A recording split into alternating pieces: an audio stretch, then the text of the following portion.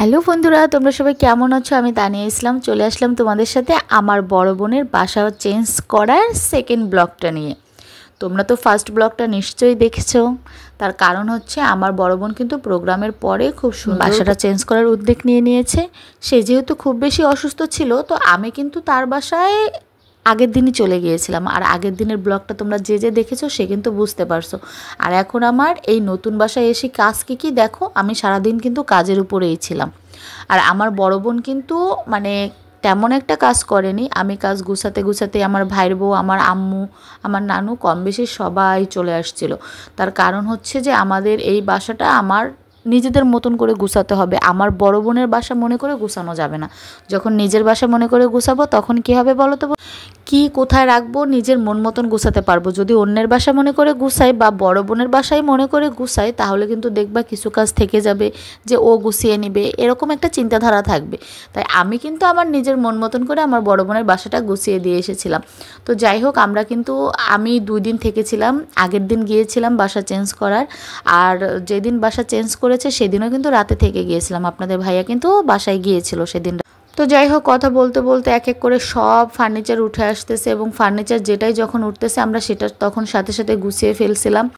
আর আমাদের কিন্তু ফার্নিচার উঠাতে অনেক লেট হয়ে গিয়েছিল, যার কারণে হচ্ছে আমরা ফার্নিচারটা ওইভাবে সময় নিয়ে বা ধৈর্য নিয়ে গুছাতে পারিনি। এক প্রকার বিরক্ত হয়ে গিয়েছিলাম, কারণ ফার্নিচারের লোকেরা আমাদের সাথে একটা চিটারি করে ফেলছে। সেটা হচ্ছে তারা আমাদেরকে এখানে বসিয়ে রেখে লাঞ্চ করার নাম করে বাইরে যেয়ে তারা আবার আরেকটি মাল অন্য জায়গায় টানতে গিয়েছিল, অন্য এক জায়গায় বাসা চেঞ্জ করতে গিয়েছিল। এটার জন্য আসলে প্রবলেম হয়ে গিয়েছিল। তো যাই হোক, অনেক ঝামেলার পরে আমরা কিন্তু ফাইনালি একটা একটা করে সব ফার্নিচারগুলো উপরে উঠে আসতেছে। এখন আমরা কিন্তু সব কিছু সুন্দর করে গুছিয়ে নিচ্ছিলাম। আর একটা বাসা চেঞ্জ করা তো এই অবস্থায় মুখের কথা না। আমি আমার বাসাগুলো অতিরিক্ত চেঞ্জ করি, কারণ আমার বাসার বাড়িওয়ালা কখনোই আমি আমার মন মতন পাই না। এই কারণে আমার তাদের সাথে কথায় বনে না হয়তো বা। যাই হোক, 19-20 হওয়ার কারণে সবসময়ের জন্য আমি বাসা চেঞ্জ করে থাকি। প্রায় 1-1.5 বছর, 2 বছর, উঠতে গেলে 3 বছর থাকা পরে তারপরে আমার বাসা চেঞ্জ করতে হয়। আমার যেহেতু বেবি আছে, আমার বেবিদের কারণেই মূলত আমার এই প্রবলেম ওই প্রবলেম অবজেকশন আসে। এই কারণে আমি কিন্তু বাসা ঘন ঘন চেঞ্জ করে থাকি। তো আমার বাসা চেঞ্জ করার যে এক্সপিরিয়েন্স, সেটা আসলে আমি বুঝাতে পারবো না কাউকে। আমি প্রেগনেন্ট অবস্থায় বাসা চেঞ্জ করেছি, তারপরে আমি খুবই গুরুতর অসুস্থ অবস্থায় বাসা চেঞ্জ করেছি।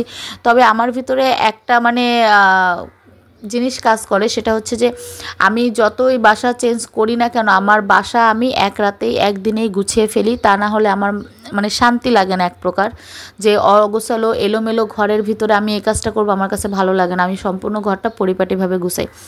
আর রিসেন্ট আমি যে বাসাটা চেঞ্জ করেছি রানিং বছরে জানুয়ারিতে, সেই বাসাটায় আপনারা সবাই দেখে থাকবেন যে আমার বড় বোন, আমার বেবি ছোট দেখে আমার বড় বোন এবং আমার ফ্যামিলির সবাই আমার বাসায় এসেছিল। শুধু আব্বু আম্মু তারা চলে গিয়েছিল, বাকি যারা সবাই ছিল আমার ভাইয়ের বউ, ভাই, আমার বড় দুলাভাই এবং আপু, সবাই থেকে কিন্তু 3 দিন থেকে আমার বাসাটাকে সুন্দর করে গুছিয়ে দিয়ে দেন তারা বাসায় গিয়েছিল।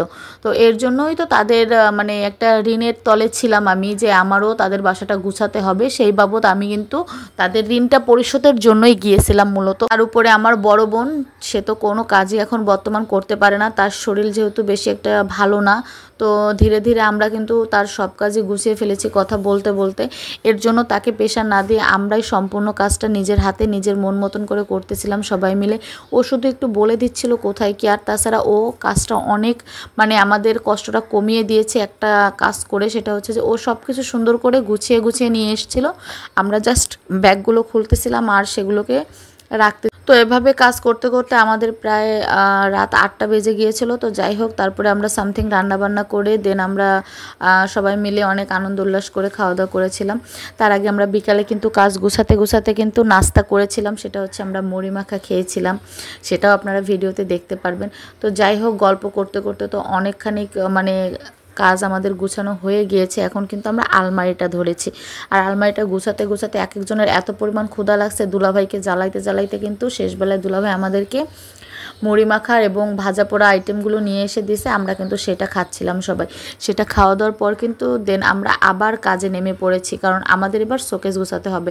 আর শোকেসটা আমার ভাইয়ের বউ খুব সুন্দর করে গুছায়, কিন্তু তারপরেও ও কিন্তু আজকে শোকেসটা গুছাতে পারেনি। তার কারণ হচ্ছে ও বুঝতে পারতেছিল না, আর ওর কাছের মালপত্র কিছুটা বেড়ে গিয়েছিল, যেটা আমরা অল শোকেসে ধরাতে পারতেছিলাম না। তারপরেও কিন্তু কষ্ট করে দুজন গুছিয়েছি। যাই হোক, দেন এখন রাত্রে যেহেতু খাওয়া দাওয়া করবেও, এর জন্য আমরা কিন্তু কুটা বাসা সব কিছু করে দিয়ে গিয়েছে। আমার বোন একটু দাঁড়ায় শুধু রান্না করছে।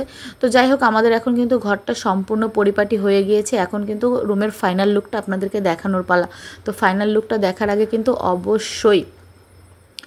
অবশ্যই কিন্তু আপনাদের আমার ভিডিওর সাথে থাকতে হবে, কারণ রুমের সম্পূর্ণ ফাইনাল লুকটা আমি নেওয়ার আগে কিন্তু ওর বাসাটা ছেড়ে দিয়ে চলে এসেছিলাম নিজের বাসায়। তো যাই হোক, ফাইনাল লুকটা আমি নেক্সট কোনো দিন আপনাদেরকে অবশ্যই দেখাবো। আজকে এখানে বিদায়।